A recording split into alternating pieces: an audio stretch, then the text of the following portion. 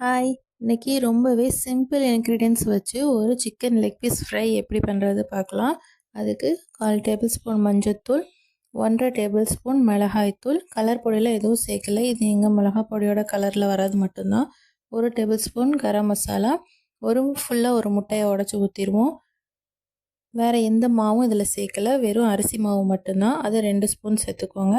தேவையான அளவு உப்பு சேர்த்து இதை நல்லா மிக்ஸ் பண்ணிக்கலாம். கொஞ்சம் கெட்டியாக இருந்துச்சுன்னா கொஞ்சம் தண்ணி சேர்த்துக்கோங்க. ஒரு 1/2 லெமன் அதையும் இதில் சேர்த்து நல்லா பேஸ்ட் மாதிரி ரெடி பண்ணி வச்சுக்குவோம். இங்கே நான் 4 லெக் பீஸை நல்லா கழுவி எடுத்து வச்சுருக்கேன். அதில் இந்த பேஸ்ட் எடுத்து அதில் நல்லா தடவி மிக்ஸ் பண்ணி வச்சிடலாம். இது நல்லா ஊறணும், 1 ஹவர் ஊறட்டும். ஊறினதுக்கப்புறம் ஒரு கடாயில் எண்ணெய் ஊற்றி அதை சூடாக்கிட்டு இந்த ஊற வச்சுருந்த சிக்கனை அதை எடுத்து ஃப்ரை பண்ணி எடுத்துக்கலாம். லெக் பீஸ் ஃப்ரை ஆகிறதுக்கு கொஞ்சம் டைம் ஆகும். அது உள்ளெல்லாம் நல்லா வேகணும். அவசரமாக நம்ம எடுத்துட்டோன்னா உள்ளேருந்து அப்படியே பிளட்டெல்லாம் வெளியே வரும். அதை சாப்பிட ரொம்ப கஷ்டமாக இருக்கும். அதனால் கொஞ்சம் டைம் எடுத்து பொறுமையாக 2 பக்கமும் திருப்பி திருப்பி போட்டு ஃப்ரை பண்ணி எடுத்துக்கலாம்.